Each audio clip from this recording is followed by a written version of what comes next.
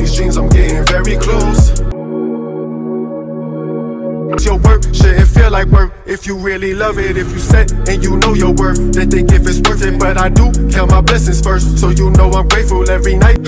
But watch me, baby, I'ma take it there. Tell ya I'ma stay the path. Tell ya I've been chasing all these dreams, I'm getting very close. Here we go. Your work shouldn't feel like work if you really love it. If you set and you know your worth, then think if it's worth it. But I do count my blessings first, so you know I'm grateful every night. Welcome to the Mind Growth Mission Podcast. I'm your host, David Schweit. And one of the reasons I started this podcast is to not only feature personal growth and motivational stuff from people who've accomplished great feats or came back from tough times and different things they had to go through to get to where they are and reach different successes in life. But also, I wanted to deep dive into people's mindset, how they are able to start a business. So today I have somebody with the entrepreneurial spirit that I want to share, and hopefully you guys get a lot out of this because I believe everybody has something they're passionate about or something they can make a difference with, and it might be right there in front of you, and it might be something that you found along your journey in life, and you might not realize that you can profit off of it and also love what you do at the same time. So I have a great example here, a good friend of mine who started a coffee business, something we all usually have in the morning, and has taken off as he's drinking a sip right now. But his name's Matt Robson, good friend of mine, owner of Robusta Coffee. What's up, Matt? Thanks for being here, bro. Hey, thanks for having me, brother. So, Matt, I really love you as a friend, first and foremost, and I'm so excited about this, man. But a big piece of why I have you on is because I'm just super proud of you, man. And I know you've worked hard, you have a full-time job, and you're able to do your side hustle with something you're passionate about, something you love. But let's deep dive a little further. I met you when you were at NC State, rooming with a good friend of mine, B-Dub, a.k.a. Brian Williams. And that's right. Quite an intro to meeting you. It was a good time.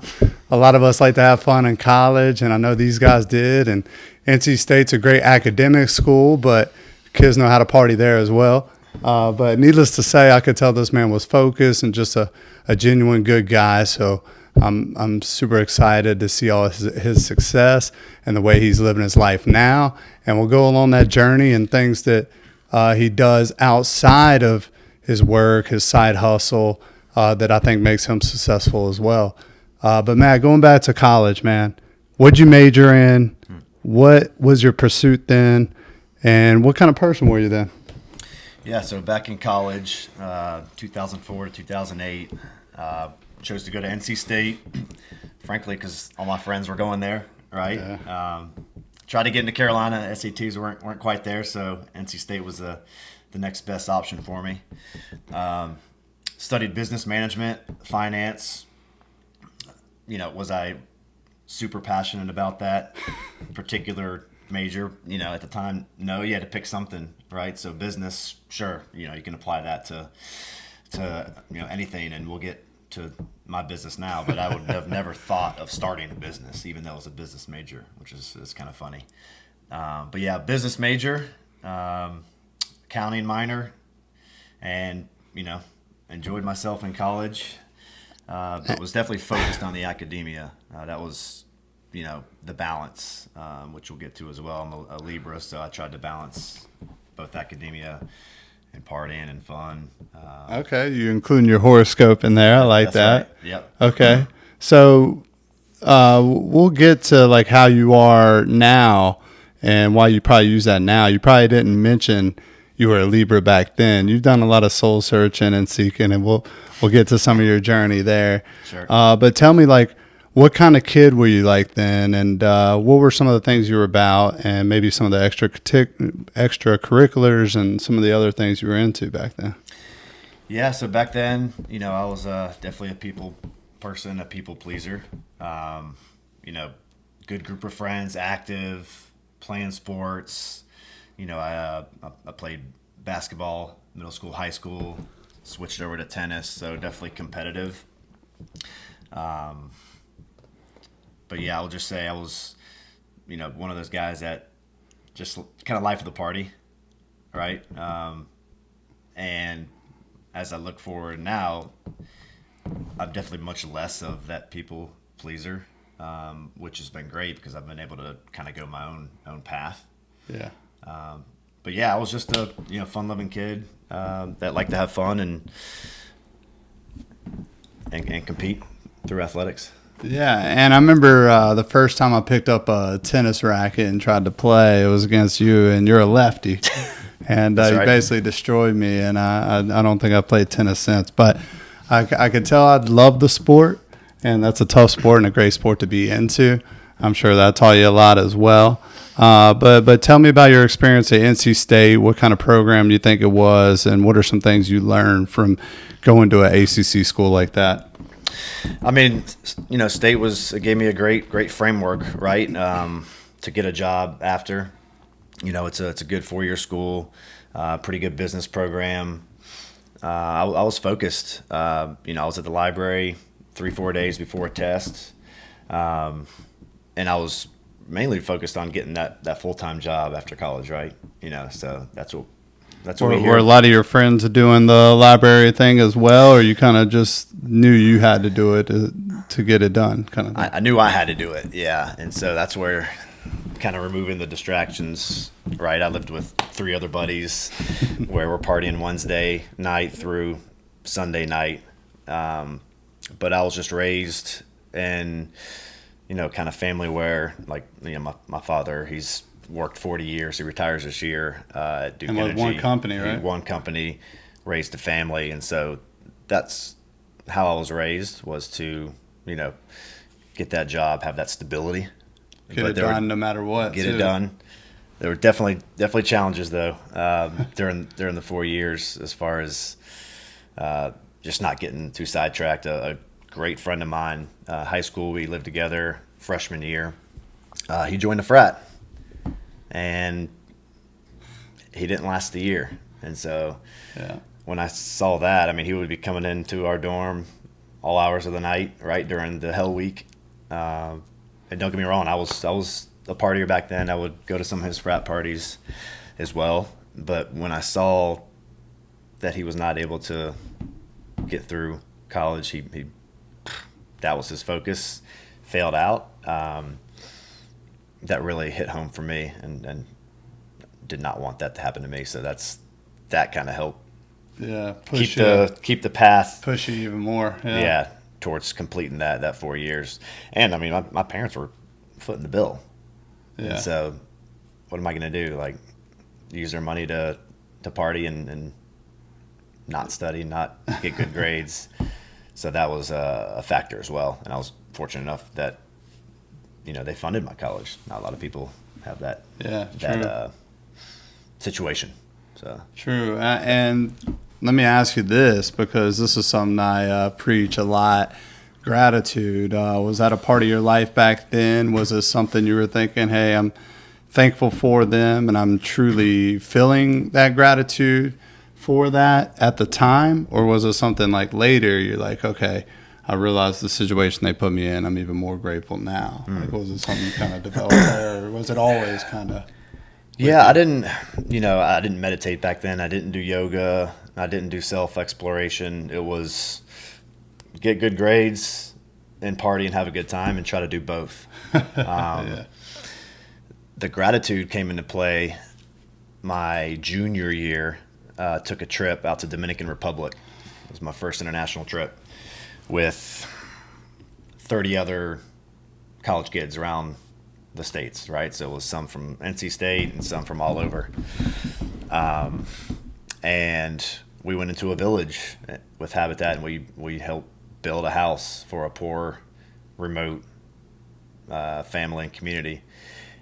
And after that 10-day experience of waking up 7 a.m., working 12-hour days, dancing with the locals right at night, trying to learn the salsa. Robson's got quite the dance moves, Yeah. y'all. For anybody who's watching, whenever you see him, ask him to dance if you got some music around you at the time. Love it. Gets me hyped. Yeah. But no, so you're with Habitat for Humanity on this mission trip out there in Dominican, which is a very poor country as we know it. And if you are able to venture off the resort, you'll see it pretty much immediately how poor of a country it is. Like a lot of the Caribbean areas. We are lucky to be in a great country like we are. So, guys, I do encourage travel because that really opens your eyes to what's out there and how good we actually do have it. We take these little things for granted. So it seems like that shed some light on the gratitude because you're working towards a common goal with others to help others and to give back. And you really got to see the different conditions and what else. Yep. I can just remember, the final day of that trip. We had a party at the end, and it's the whole family, the whole community from toddler up to elder. And I remember these girls. They were probably 13, 14. I mean, they were in tears when it was time for us to leave. Yeah. And that really hit. Like I was thinking it would be the other way around, but they were in tears, and that really stuck with me to this day. So yeah, I encourage anybody that has not traveled, and there's people out there that haven't left the States, to do that out of the resort, right? So you see the full experience, your impact in the local community, and then the gratitude. You nailed it. That's exactly where that kind of started, because you get back, and of course we did exercises at the end of each day where we'd sit in a circle and we'd go around to share like what we're grateful for, what we take for granted back in our normal lives, running water, air conditioning. These houses didn't. They had water. They didn't have AC, and it's a warm place out there. So that really from after that trip, I knew that I was going to live abroad at some point, which I'm sure we'll get to. Yeah, for sure. But that was it. So you developed, or did you develop any friendships through that experience? Mm-hmm. Yeah. Some friendships, not that carried for the next, 10, 20 years, but definitely we stuck together for, a year or two after. And reflected on it. And actually, it was funny. I ran into one of the people that went on that trip with me back in 2007. I ran into them 3 months ago at a Robusta event. Wow. I was like, "You look familiar." Yeah, so that kind of came full circle. That's wild. But yeah, yep. Yeah, it was an amazing trip. Well, me and you have had a lot of full circle moments. We've been lucky enough to know a lot of great people and have a lot of great experiences together and try to create memories for others. But the older I get, the more I realize like giving back is key. So that's great. You got to do something back then. And the more people I meet that have done it at an earlier age even, I just see them taking on a whole new level for their life, man, and the experiences they want to have in life and the things they want to do for others. So that's really great. You got into something at that time where it was more so about like the partying and the college experience along with the academics, but it gave you an opportunity to see what's out there in the world and in life and how giving back can really fill you up. Yep. And I love this. Every time I try to record, there's the mower guy. So you may or may not be able to hear it on the audio, but it's just one of those funny things that happens every so often. Our neighborhood's good about keeping the neighborhood up and keep it looking nice. But anyways, speaking of that, so you get back, you have a new sense of gratitude, and were there any other stepping stones or things that happened to you at your end of your college experience? Because what I see happen for a lot of people is they're like, okay, I gotta just do something and I don't know what it is, and then I'm out of college and I'm kind of like, I don't know what I'm doing, I'm just going with the flow, going with the motions. Would you kind of say that's where you were at, or did you have more of a purpose aligned at that time? And tell me about maybe after your Habitat for Humanity experience leading up to. No, I was even after that experience that stuck with me today and forever. I was still like, okay, cool. That was great. I had that. Now get back focused on the job.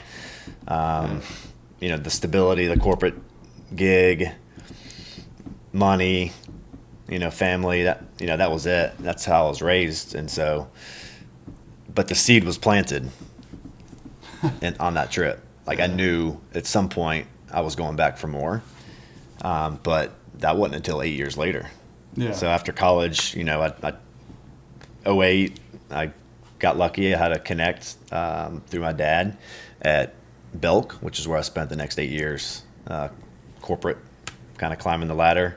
And you minored in accounting, but ended up doing that as your job with Belk, correct? Yeah, I started off in like a rotational program in the accounting department, the controllers department. I didn't, this was the path. So I was like, this is what I'm supposed to be doing. Did I love it? No, but, Belk was a pretty big company, pretty young, professionals, headquartered in Charlotte. Yeah.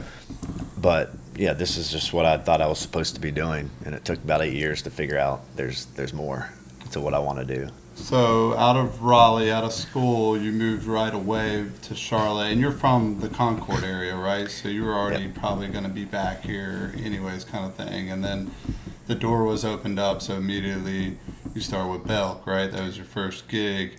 So you're in Charlotte, kind of back to your roots, right? Yep. So you didn't stay in Raleigh, which is another great place to live.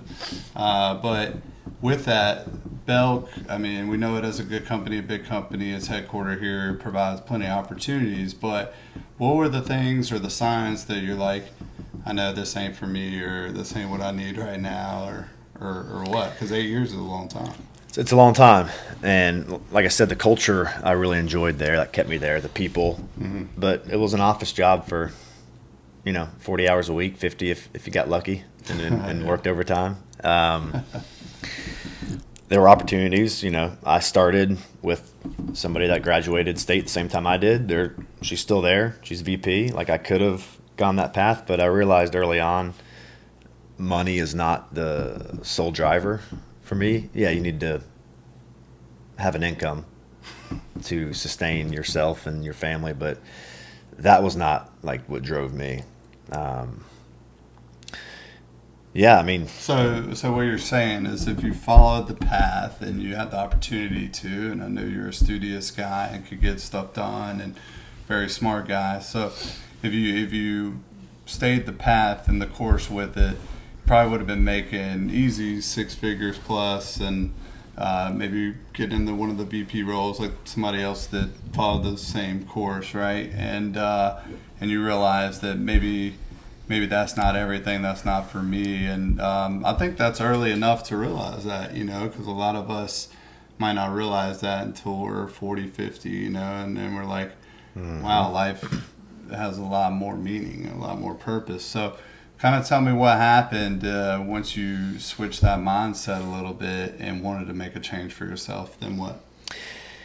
Yeah, so probably in 2015, something clicked. Everybody asked me, like, what made you quit and move across the world, one-way ticket. And I don't know if there was, like, that thing. I think it was just, I always loved to travel. I loved connecting with local cultures. And you get 2 weeks vacation a year if you're working at most jobs.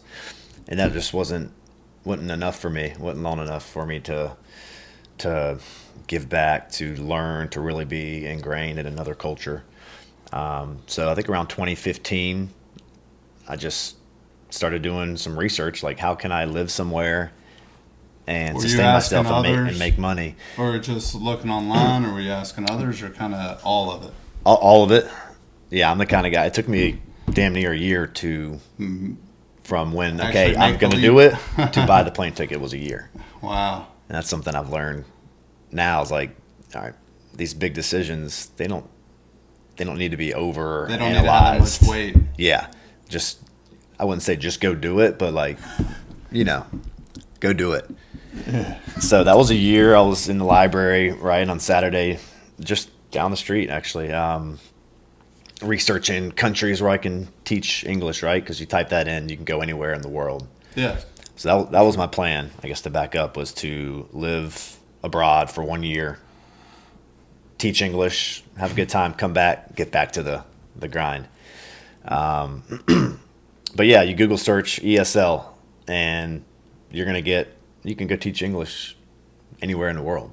Yeah. So I had it narrowed down to Asia, I had traveled to Central America, Europe right after I graduated. I did 3 weeks in Europe. So Asia was just like this foreign place, about as far as you can go. Totally new. Far Totally as you can new. Go, totally different, and just embracing something brand new. Yeah, I think that that was key for you, huh? Just you didn't want to do anything you're kind of familiar with.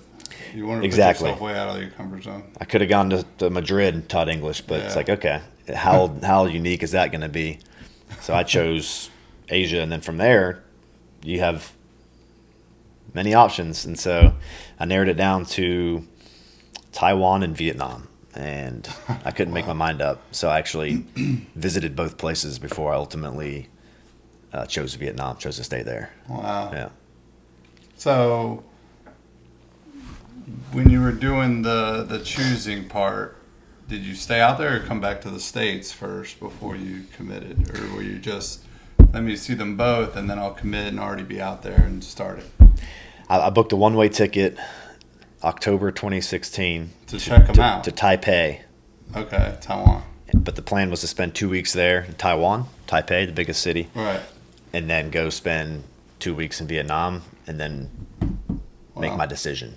But no, the one-way ticket was purchased for a reason. Yeah. Like I was not coming. Yeah. I was going to choose one of those two options. How much, how many bags did you bring with you? One big ass bag on wheels, which I will not do again, because lugging that thing around Yeah. for miles in a big old fast-paced city was not fun. Not at all. But one big bag and a backpack. Yeah. And both places are similar with cost of living, I would imagine, right? And economies. Vietnam is much cheaper. Oh, really? Yeah, In Taiwan. Taipei, Taiwan is actually, it's like a big modern Asian city. Was that part of your decision making too? Definitely cost of living. Really, where am I going to get the most unique experience? Taipei was this modern city. Had modern, the subway, right? Easy to navigate. Not much English, which that's a challenge, but pretty easy to like live there. And then you get to Vietnam, and it's night and day. I mean, from the You're out heat there in the jungle. to the motorbikes to the pollution to the noise, like it was night and day. And I was like, yep, this is gonna be it. This is where I'm staying. Yeah, and then were both of them similar that they had unique Asian cultures though, like the temples and the different religions and the different types of structures that you see. Were they kind of similar in that regard, or just Vietnam totally stood out on that? No, Taipei definitely stands out as like, Yeah. wow, this is, you have your modern parts, then you have your old city, Yeah, which is where you're going to see your temples, your shrines. They're known for their night markets, which is sick because like, yeah, every weekend they're all over the town and you just kind of navigate to each one and try just a lot of different foods, right? So the night markets are big there. Now let me ask you this: did you try any weird food while you were there?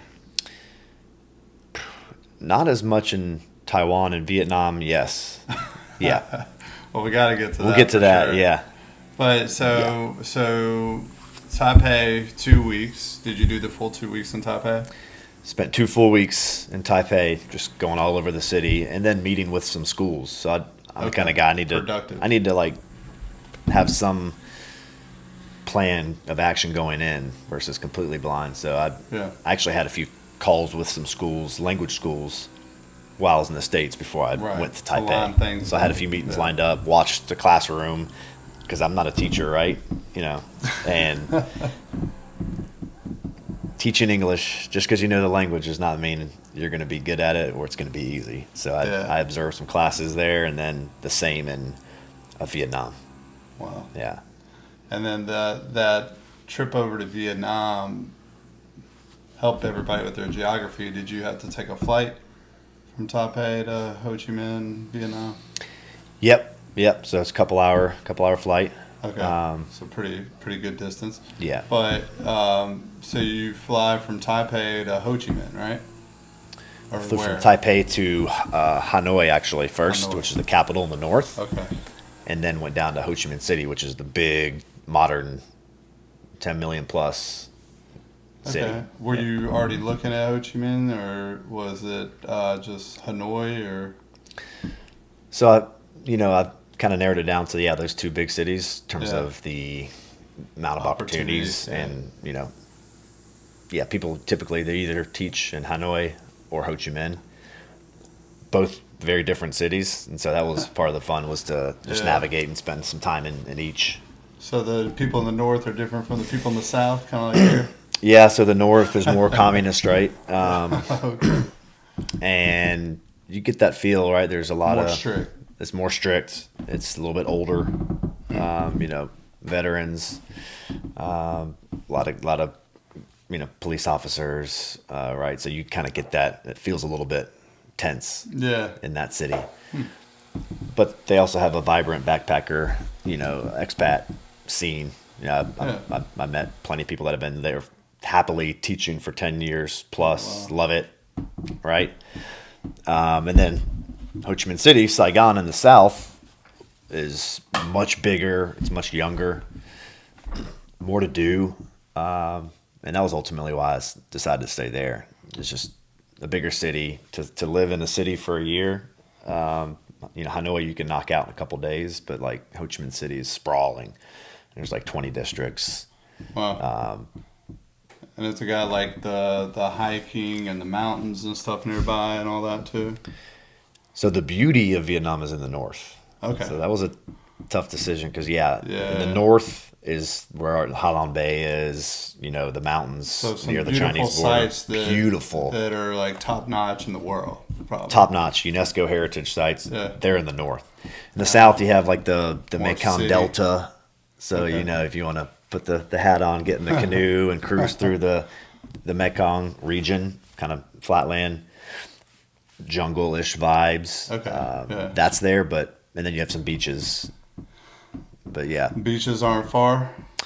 About an hour drive on a motorbike. So that was like a weekend trip to do from Ho Chi Minh City. Get on the motorbike, get in the right lane so you don't get knocked off the road by a massive truck just barreling through. Don't give a shit about you on that bike. Yeah, they drive however they want. It's insane. The traffic's insane there. Yeah. So it's wild. How long did it take you to get adjusted to the motorbike life? You don't have a long time to get it. You have to get adjusted there quick. Because you could really injure yourself. And it was about 2 weeks, probably less than that, about a week before I got on a bike. Oh. And then about 2 weeks of learning how to operate it, navigate the traffic. There's a lot of roundabouts. It's just massive congestion, basically from 6 a.m. to 10 p.m.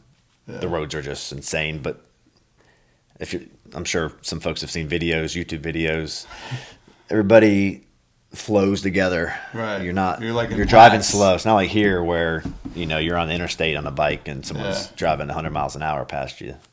There, everybody sort of moves together at like a slow, steady pace. Of course, you have the idiots that, are cruising in the far left lane, flying, but it's I'd say it's more safe probably there. I mean, I didn't have a single accident, single run-in a year and a half on two wheels in a city of 8 million motorbikes.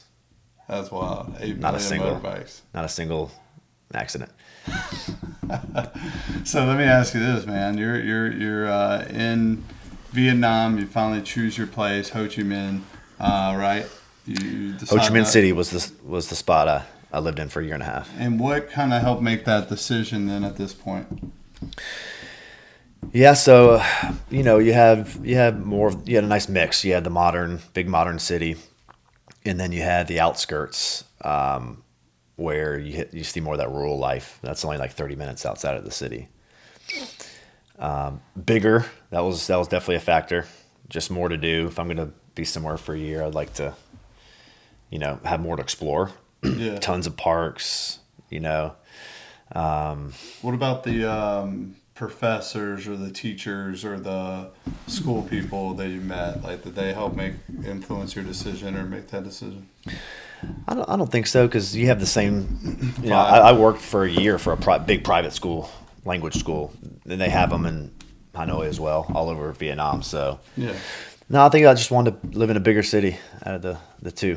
Wow. And it was, it was more energy in Ho Chi Minh. Yeah. It's younger, right? So it's more karaoke going on the streets. People seemed a little happier. Yeah.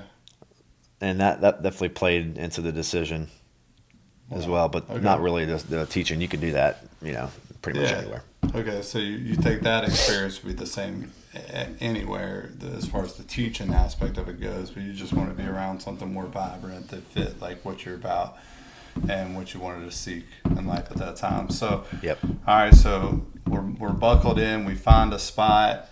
How did that? Not buckled in. There's no buckles on that motorbike. Yeah, well, fair enough. So when you choose where you're at with Ho Chi Minh and you get started, what did that process look like? Yeah, so as a full-time teacher, you're working 20 teaching hours, which doesn't sound like a lot. I mean, 20 hours is half the week here, but teaching hours are rigorous. I mean, Yeah, they seem like longer. yeah, if you have a 2-hour And you class, gotta prep for it. I'm prepping for 2, 3, 4 hours before. So that was a whole new learning for me, new skill set. And I'm the kind of guy, I spent a year researching. So, okay, now I'm in this job teaching. I'm not just going to go into the class and wing it. So it's a little bit of the perfectionist in me. So that took 3-4 months probably just to get in your comfort zone where you got enough games, enough activities, you know kind of what you're doing.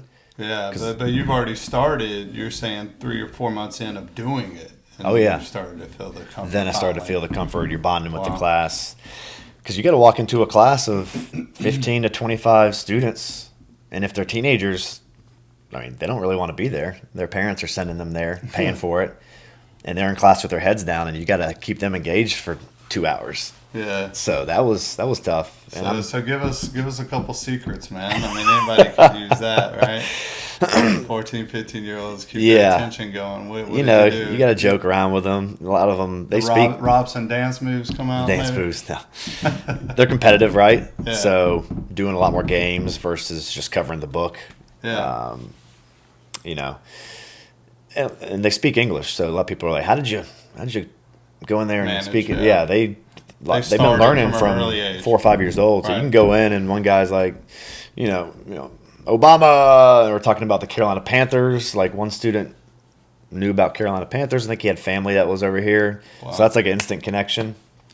So Yeah. just establishing those connections with the students. But yeah, you're on the spot. You gotta teach them so they're learning. There's teaching assistants in there. You get observed.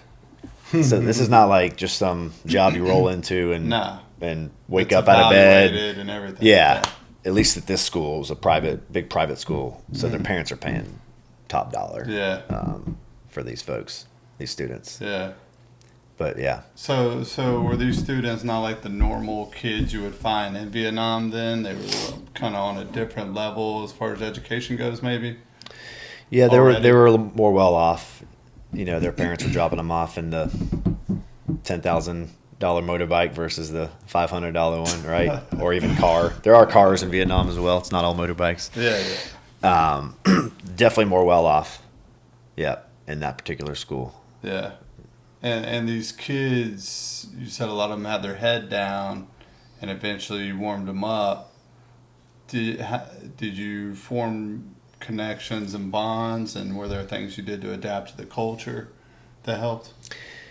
Yeah, good point. So a lot of the icebreakers I would do involved just fun topics like travel, and then that's where I would share places, because as a teacher, you get 2 months of vacation during a 1-year contract. So you're able to travel throughout the country. And so sharing some of those experiences with the students, that have also been to those places helped resonate.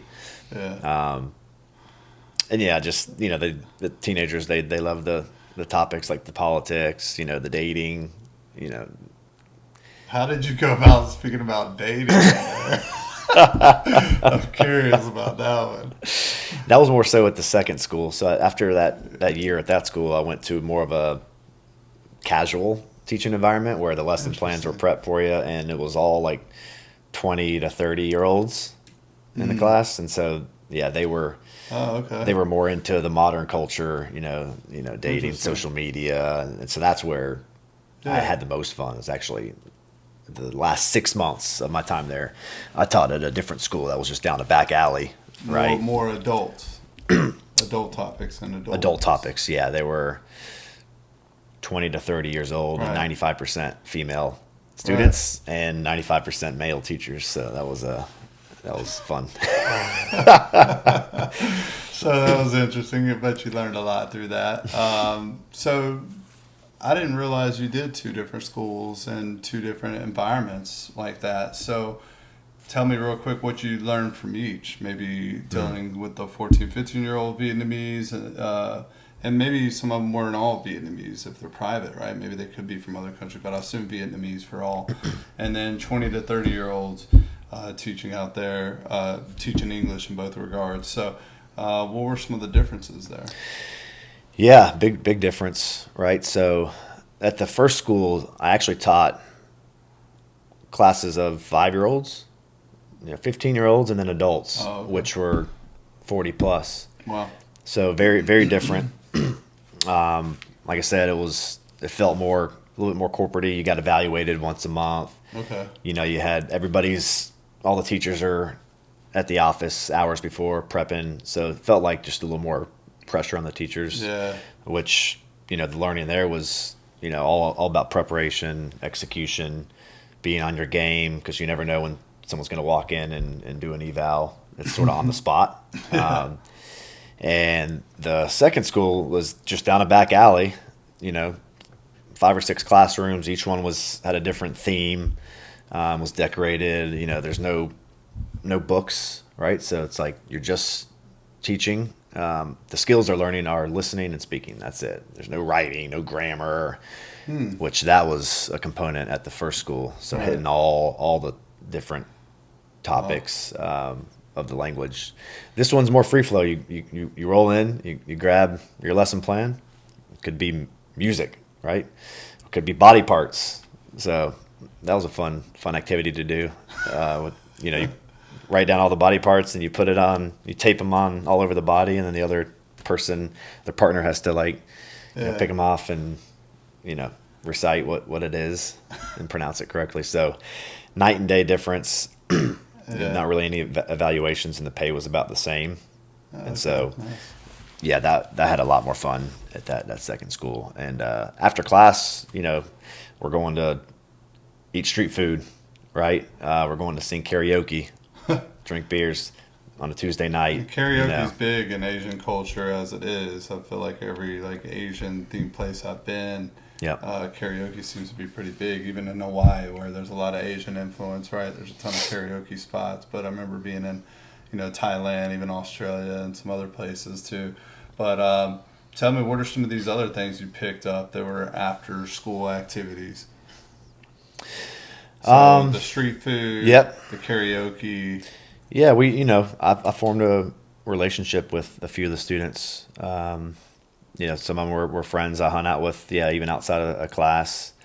On the weekends we'll hit night markets together. So back to weird stuff that you ate. There was they have a coconut worm Oh no. that, yeah, Oh god. live. Oh. So we ate a live coconut worm. Oh my So you get it on a little toothpick and and you eat it while it's alive, and it's crunchy, and it does taste like coconut, so it actually tastes good. But that was a fun thing we did with with a few of my friends that I've formed relationships with in class. Did some private tutoring with a student, so to supplement income, did one-on-one lessons that came as a result of that class, that school. And then I met a student who actually connected me to my coffee farmer, the connection to the coffee farm where I buy Robusta, which we'll get to later. Actually, that was through a student. Uh-huh. She connected me to her friend, and were you already- that happened at this school, and so that was pretty wild how that came about. And you were already partaking in drinking coffee and some of the local flavors of the country at this time, right? Oh yeah, yeah. Coffee is, it's everywhere. But in Vietnam, it is, on one alleyway there may be 4 or 5 coffee shops. Could be a standalone little cart. So it's a Old big piece ladies of their culture. serving coffee. Huge piece. They're the second largest producer in the world, Right. next to Brazil. It's everywhere. It's a date spot. It's studying. It's morning, coffee, cigarette. It's an evening. Any occasion. Some are open 24/7. Yeah. So you go 2 a.m., 3 a.m. You need a cup of Joe. You're gonna find it. And what makes it unique out there? So If it's anything. it's strong. It's twice the caffeine. Yeah. It's dark roasted, sweetened condensed milk is added to the bottom of the cup. That's their sweetener. That's their sugar. So condensed milk, which I think has origins back to the war, like the French War. That was used because it could last a lot longer. They didn't have access to the fresh milk. I think that's where that comes from. So it's sweetened condensed milk, strong coffee, and then the way they brew it is very unique. So, in Hanoi, the first time I went to a coffee shop, they came out with a little contraption. It was, had the cup, and then it had a little stainless steel brewer on top, and they just set it in front of you and walk away. I'm like, what do I do with this? So figuring out like what How to work is on this cup. How do I take, you take the lid off, you balance it so it doesn't spill. But that's also unique the way they brew it. So it's Yeah. like a slow drip method. It takes 7-8 minutes. Yeah. And which is ironic because the city's so fast paced. Yeah. People are working 7 days a week. It's go, go, go. But you go to a coffee shop and that's That's their where zen. you relax That's and funny. enjoy and watch the coffee dripping slowly, and then you enjoy it. So that's where they kind of take pride in stepping away, slowing down. Interesting. Yeah. Yeah. Which is something you probably needed because you're a high energy guy. So at times for you to slow down and slow your mind down, that's pretty good, even though you're about to get dosed with 2 times the caffeine. But, for someone like you that is fast paced and high energy, I mean, that is those little things that you notice, right?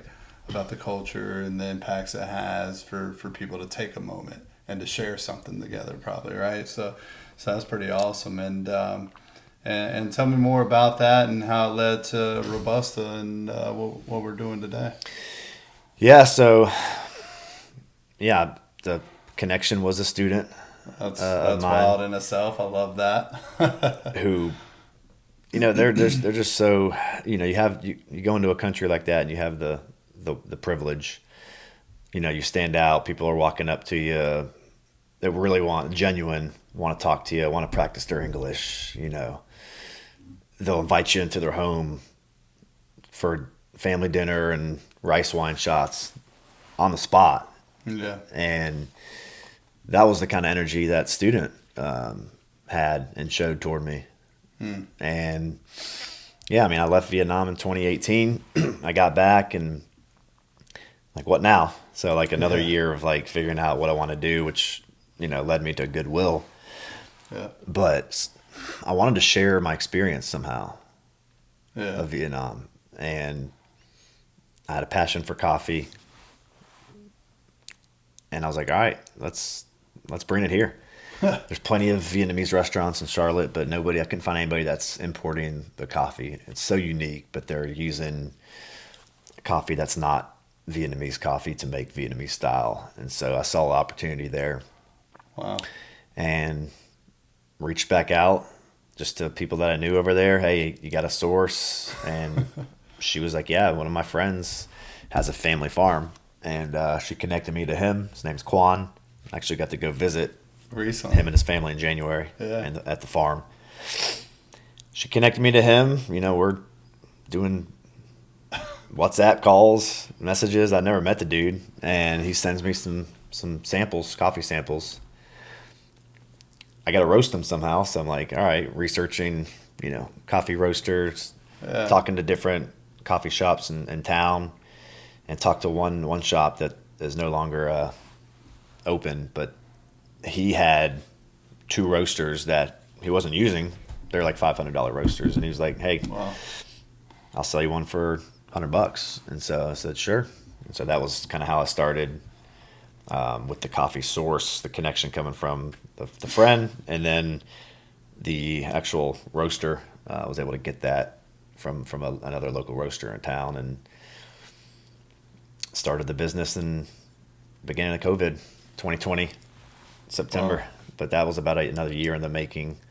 You talk about what kind of recipes, where am I going to sell it, the logo, just the whole nine. I mean, like I said, I was a business major, but I never envisioned starting a business. So this was all like brand new. Like, what the hell am I doing? Yeah. And why? And the why was to share the experience that I had. And I think when you have that why and those reasons, it makes everything a lot easier to figure out, right? Like you're gonna figure it out regardless. So you already have your why in place, and that is actually where you start, right? And that's where most people should start. Don't start a business just to start a business. I believe it does have to be something with passion, with purpose, something that means something to you, and that's what I'm getting at here too. It's like something that was right in front of your eyes, an experience you had in your life, and something that meant so much to you. You want to share that with others, and this is how you bring it to light. And you're like, all right, I got to get it out here. I can make it happen, and I just have my strong reasons, so I'll figure this thing out. Yep. And I love that, man. So tell me, with you starting the business and not really figuring out what to do other than you got the roaster there, you got the coffee, you kind of know how to mix it and whatnot. Then what does that process kind of look like? Maybe more that figuring it out stage and the challenges that come with that. Yeah, I mean, so like I said, I launched it September 2020, so we're in the middle of COVID. Oh, that's when you launched it. That's when I did my first event, September 2020. Wow. So going on 3 years, and so it's like, okay, I have the coffee, I have the source, I'm able to roast it and brew it close enough to how it tasted there. Because you have to have a good product. You have a good story, but the coffee tastes like shit. Like, all right, that ain't gonna work. Not gonna work. Yeah. The story's only gonna take you so far. So this is 2 years removed from leaving. 2 years removed. Got back in May of 2018, and the first event was September 2020. And how quickly were you working for Goodwill after you got back in May of 2018? A year later, June, not 2019.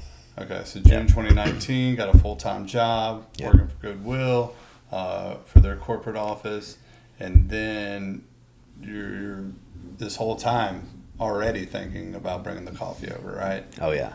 And then a year later from that. Yeah, this is all happening on the side. We're working remote, so, there's a lot of, free time. Some people are doing laundry. Some people are mowing the grass. I was roasting and brewing coffee.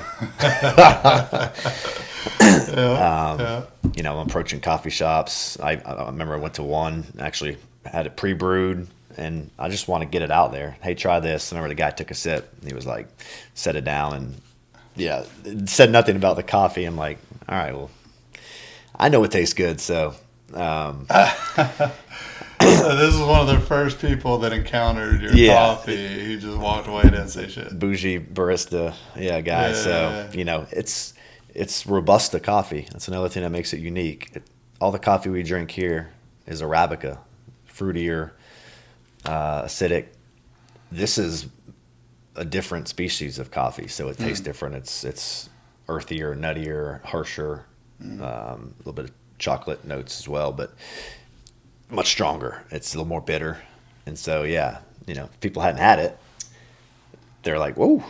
Yeah. But once they have it, they come back. I've learned that with you several times now. And then working an event with you recently, it was just awesome to see the quick responses we got off something. If you're able to do something that puts a smile on people's face, how can you not love that? And the fact that you're going down this journey, and it just started with an idea, and then you started to figure out ways like, how can I present this to people? So you were basically giving free samples out, it sounds like, right? Yeah, I was wanting to get some feedback from professionals initially. Coffee. Of course, I had friends over, as well to sample. I had a Vietnamese friend. She came over and tried it, and like, yeah, the coconut. No, it made of the coconut coffee. She was like, "Yep, this tastes how it does back home." Wow. And so then, at that point, it was like, all right, we're to do the first event, and it was COVID. So these big festivals aren't happening. No. Markets aren't happening. But I think I saw apartment communities were doing events for their residents still. So I lived across the street from the Village at Commonwealth, which is the biggest complex in North Carolina, definitely in Charlotte, off Central Avenue and Plaza, and just rolled up to the leasing office and said, "Hey, I got a unique product I'd like to offer to your residents."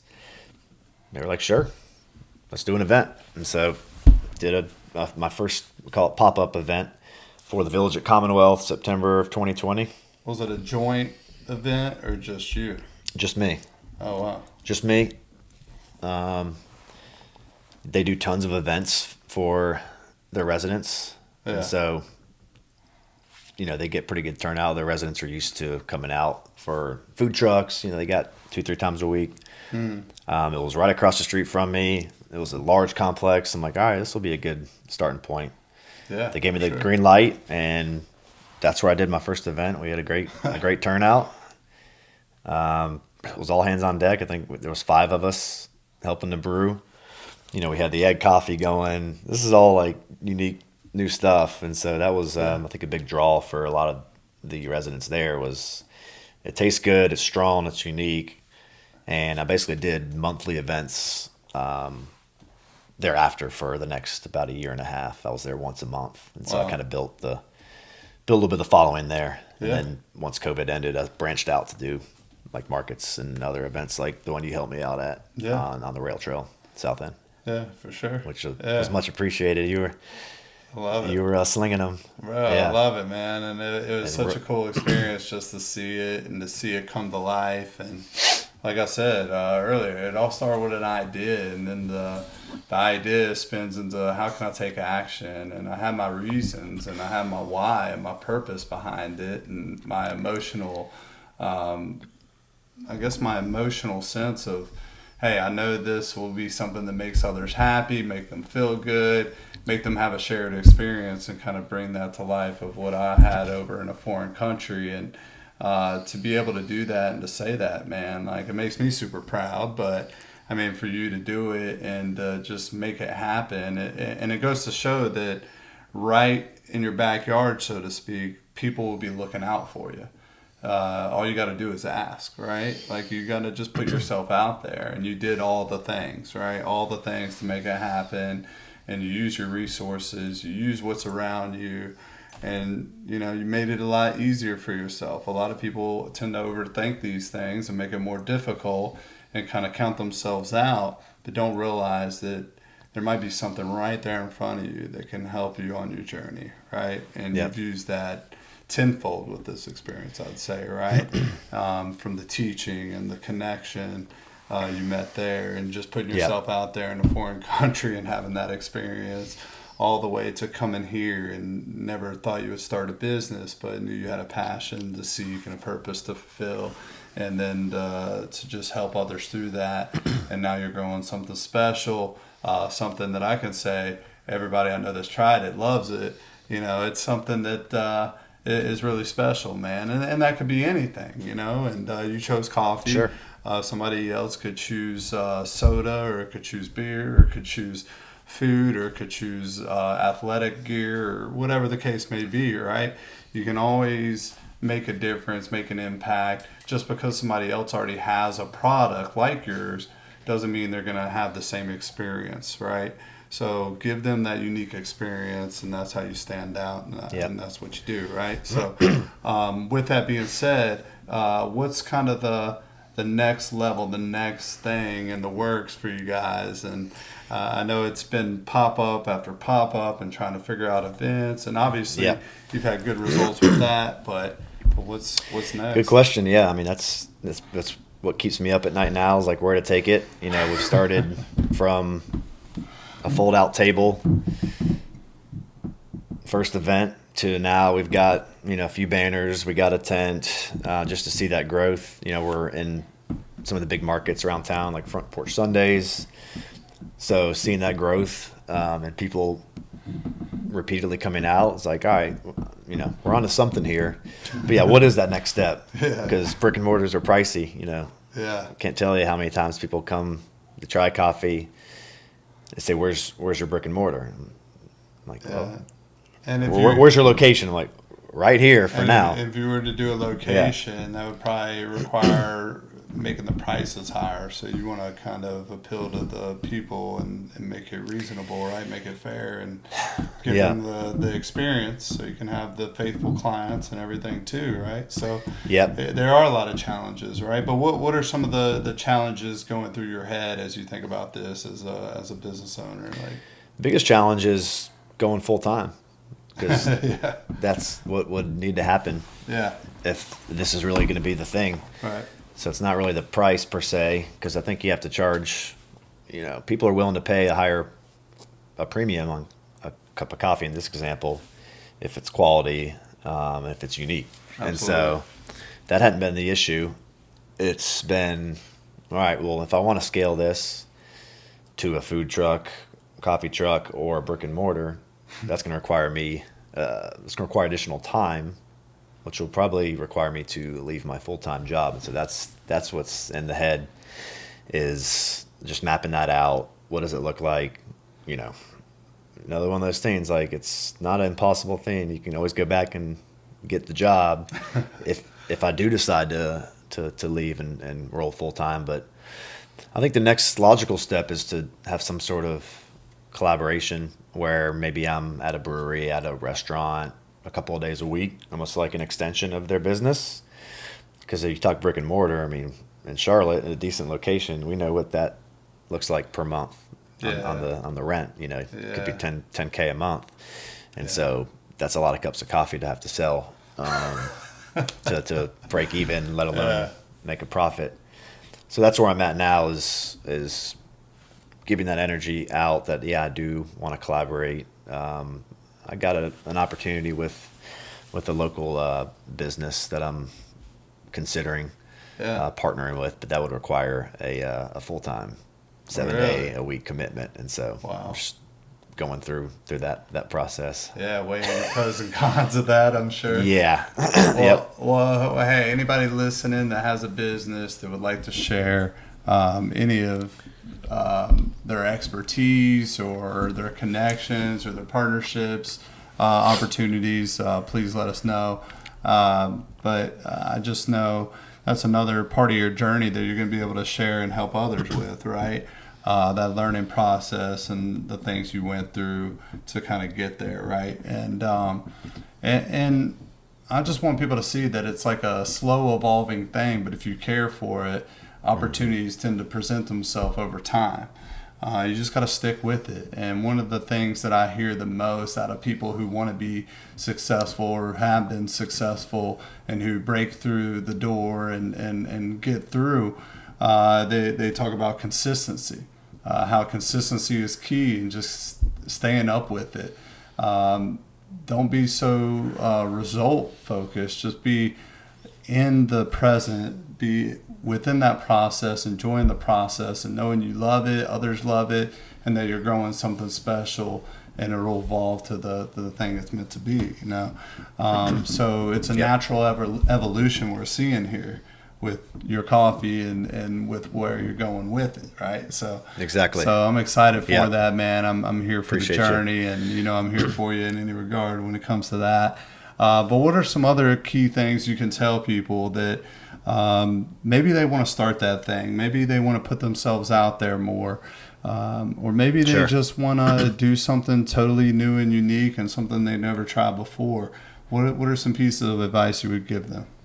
I mean, definitely the take action, because this is something I thought about damn near a year, but taking that first step, walking into that leasing office, I mean, I was like, what am I even going to ask these guys? I mean, it's my first pitch, right?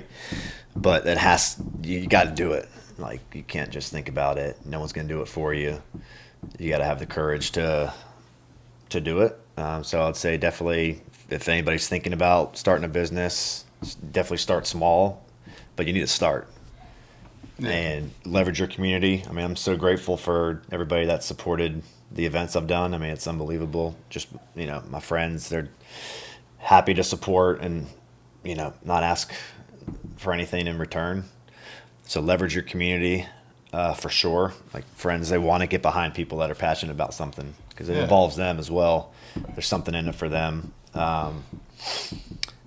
Take the action. The success is not going to be overnight.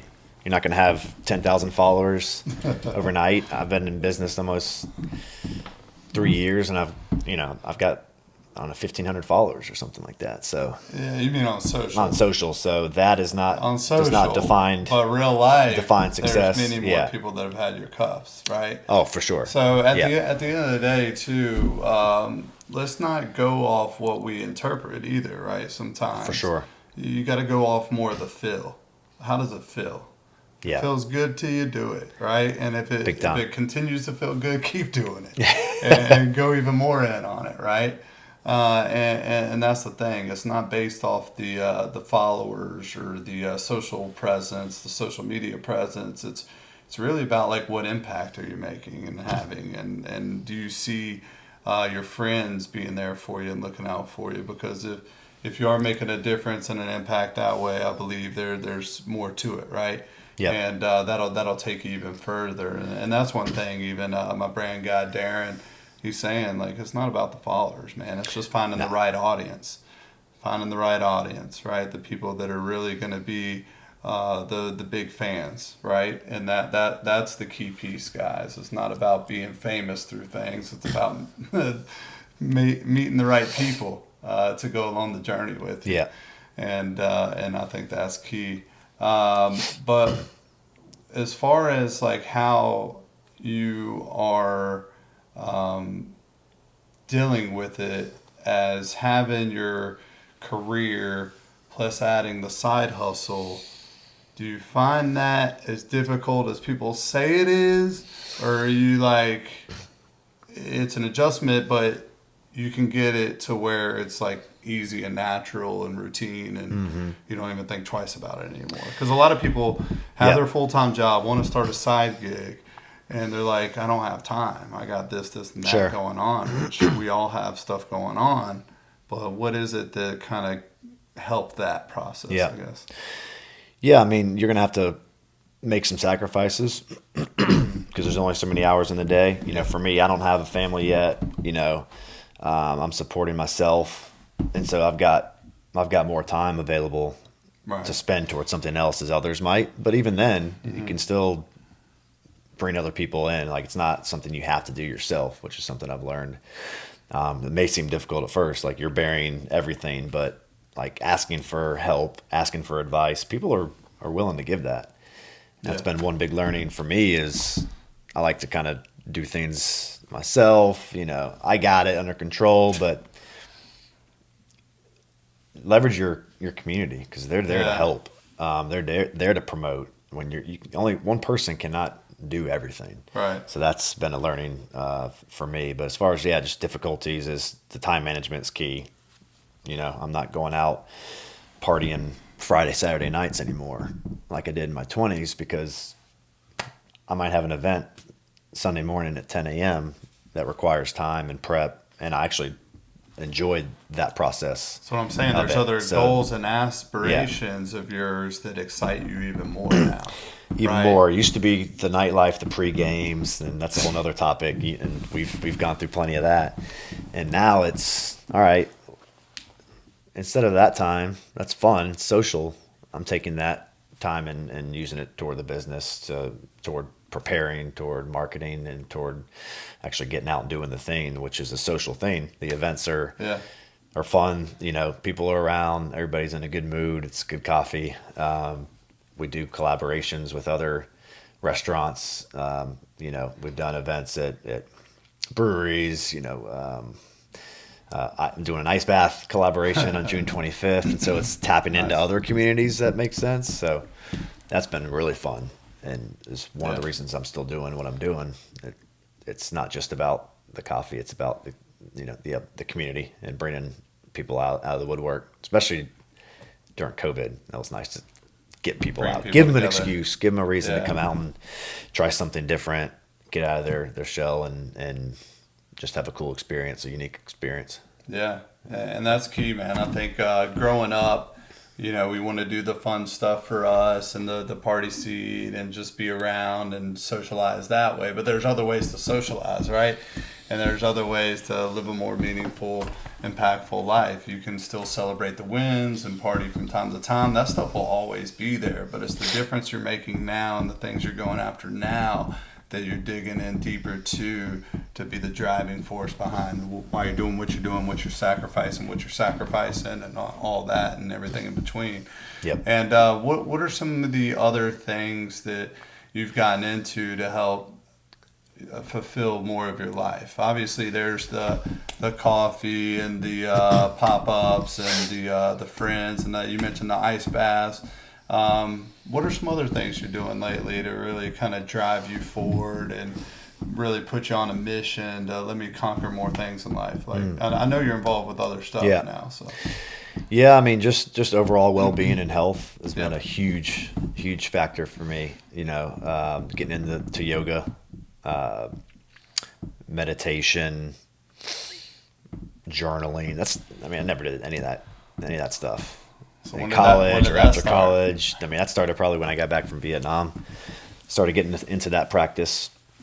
But all that helps, the body, the mind, settle the mind and makes the body feel better through yoga, through breath work, through meditation, and just takes you away from, it's the full-time job, the side hustle, friends, family. I mentioned I'm the Libra, so I want to be able to do it all in balance, but you need that time to really have some self-reflection, some quiet. And so that's a big practice of mine that I've made a part of my daily routine. That's been huge. Were there any long stretches of deep thinking and getting away from everything and unplugging? Were there any, because the meditation and all that you can do every day for however long you do it, which if you don't mind, share that too. But have you ever had like a week, 2 weeks, or a month you sit down and just like focus on yourself in that regard of like, let me tune other things out and really just be deep in thought? Or maybe a deep stretch of some sort that really helped you kind of move forward, so to speak. I need to do more of that. Actually, I'll do like day trips, day hikes, solo hikes, hit Crowders, right? And you get the physical workout. You're away from your phone, away from people if you go at the right time. So I've done that a few times. I've got up to the mountains. My parents have a cabin, so a couple of times solo. But that's something I'm working on. It's like finding that separation. Because that's when ideas churn. That's when, things come up. You make that space for yourself. Create the space. So that's actually something I'm working on and trying to do more of. Because as we all know, things come up all the time, especially in Charlotte. Summer's here. Every weekend there's going to be something going on. Of course. And so it's just being a little more intentional on that. The trip I took to Vietnam this past December, January was a time where I was able to step away solo for about 2 weeks. So, I can't do that all the time, but like that can happen a couple times a year, the weekend long trips. But probably something I need to talk to you a little bit more about is, how to balance that in and what might that look like a weekend away, how to well, it sounds like you already started on a lot of steps, right? Yeah. And I think a lot of it does have to do with the scheduling, but you got to read yourself and what you feel you need at the time. Sometimes like that daily 10 minutes of meditation ain't going to cut it. You really have to unplug, like you said you did with the hikes. So if you do like one a weekend, you make sure you are still creating maybe a list for yourself of things you do have to knock out. Like maybe you want your mornings to look or feel a certain way, right? But, at the end of the day, that's a discussion. That's what works for the individual. That's not something that's in general for everybody to speak upon. It's just you got to do that soul searching yourself of what works for you. right? Yeah. And I think you've figured a lot of that out over your time, and you're still seeking it, which is great. And I think it's a continuous thing for everybody. So you're already doing Sure. it right in that regard. But what else is it that really stands out if there's somebody that's really just stuck and want to hit that go button, and they're maybe not feeling like things are on their side, or they feel like the challenges are too much.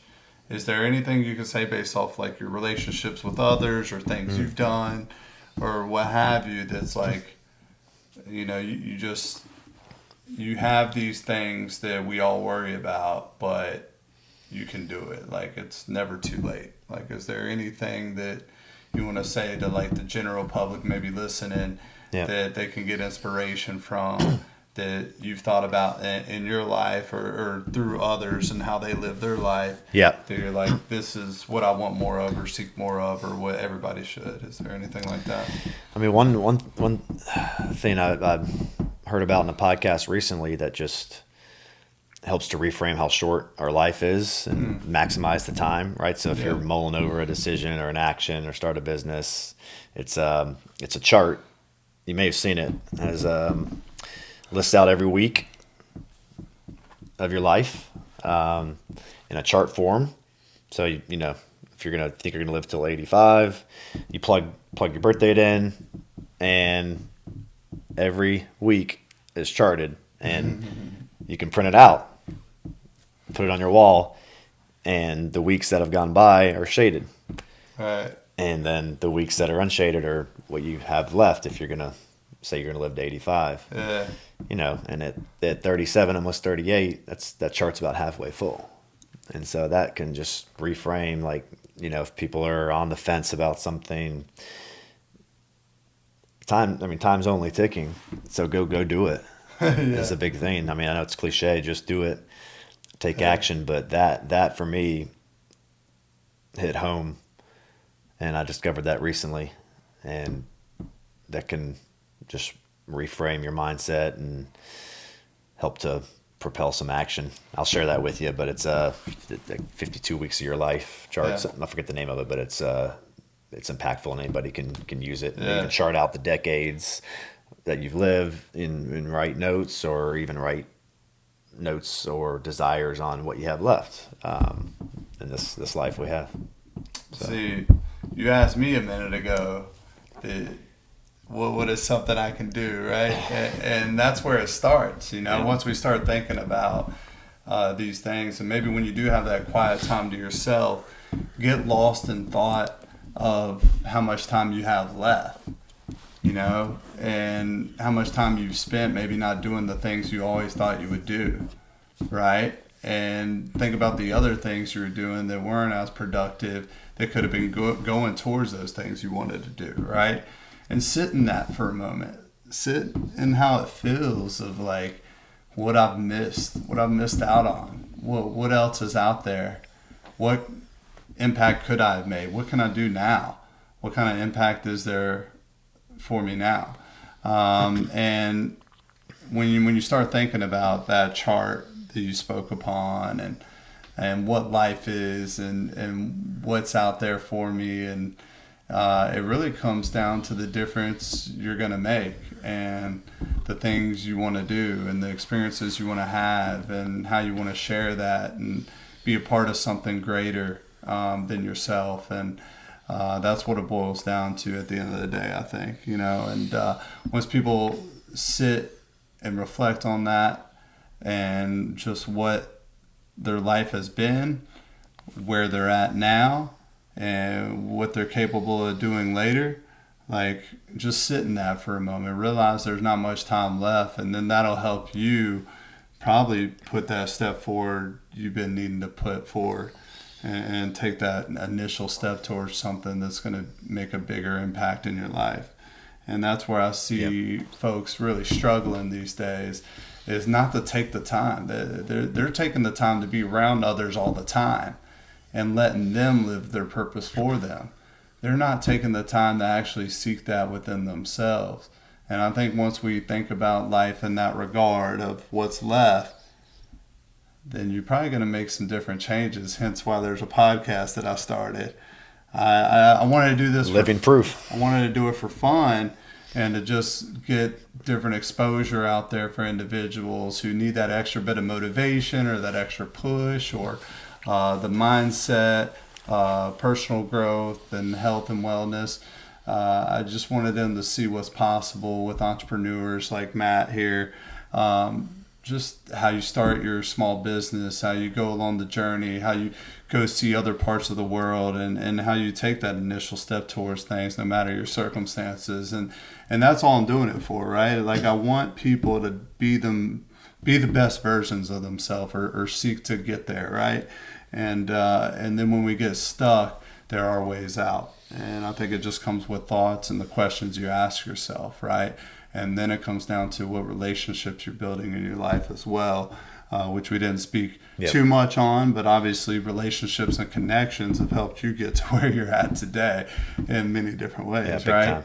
And most of us can say that. So really think about those things. And Matt, man, it's been a pleasure. I know you got to run and get back to your actual job, your full-time job,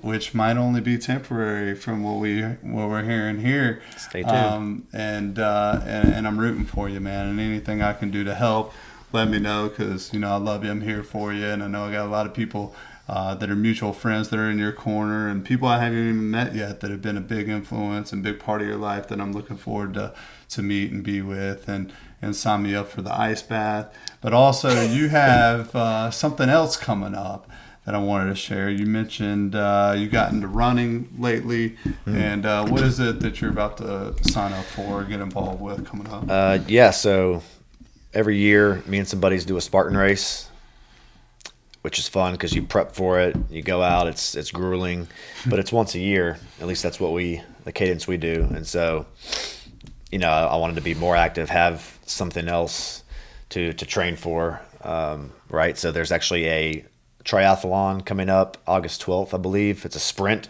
So it's swim, bike, run, Lake Lure. And I'm not a swimmer and I'm not a biker. And so that's just another physical challenge that I'll have to get out and do leading up to that. Hope you'll join, but we'll talk about that after. But we'll talk about that off air, man. I got to see how many pounds I got to lose. I've been getting my weight up in the gym lately. So if I'm going to lose a lot of muscle, I might have to think twice, but we'll talk the logistics on that. But no, I think that's impressive, man. And, Lake Lure is actually a beautiful place, so that's pretty cool that it's there. But no, so you're doing different things to challenge yourself, not only physically, but this will challenge you mentally and everything else. But it also gets you into that conditioned state of what can I do daily to get closer to a goal, right? So it's another area to challenge yourself of hitting goals and seeking more in life. And that's what I really respect and appreciate too, because that's giving examples to people that may need that extra boost of energy in life. Just go after a goal. I mean, it doesn't have to be starting a business. It doesn't have to be financial. There's the personal things that you do for yourself and for your health or your mental state or for your well-being that can really make the difference right now for you in life. So for sure, I want everybody to hear that. But how do they get connected with you? How do people follow you on social? How do they hear more about Robusta? Where do they go if they need to ask you questions? So Instagram, Robusta Coffee Co. I'm on there posting all the events. That's the number one spot to find me. And I just want to say I appreciate you having me on and starting this, taking that big step, doing what you're doing, because you definitely have a lot of inspiration to share and connections with others who have that inspiration to get out to the world. And you've built that over your entire life like I've never seen before. So appreciate what you're doing and for having me on, and look forward to continuing the journey with you. Yeah, thank you so much. And I just can't wait to share it all with you, man. And we got a lot of our close friends that I'm looking forward to having on here. So help me convince them to get them on and hurry the heck up with it, because we're all busy, guys. Come on. But guys, once again, you can find me at davidschweit.co on Instagram. or just look me up by name on the different social media platforms. And you can look up Matt Robson on the different social media platforms as well, in case you want to ask him any questions or about his path or experience, or maybe yoga or meditation, mindset, journaling, any of that as well, or what he's getting involved with the triathlon coming up, and different things he's getting into, such as his ice bath, and some of the different things that he's into here lately. But guys, looking forward to expanding this family and this reach here, and just really helping as many people as possible. So please share this, and please give it a follow, and find it on YouTube, Spotify, even Amazon Podcasts, Apple Podcasts, Google Podcasts, all the above, and my website, davidschweit.com. But thanks again, and remember, you were destined to be great. There's a lot more for you out there, and if you need any help or advice or any push, feel free to reach out and message me directly. But thank you guys, and thank you, Matt, and y'all have a great day, a great week, and continue to grind, continue to hustle, continue to seek your purpose and your passion. Thank you so much. Awesome. Thanks. Yes, sir. I've been chasing all these dreams, I'm getting very close. Your work shouldn't feel like work if you really love it. If you set and you know your worth, then think if it's worth it. But I do count my blessings first, so you know I'm grateful every night. But watch me, baby, I'ma take it there. Tell ya I'ma stay the path. Tell ya I've been chasing all these dreams, I'm getting very close. Here we go.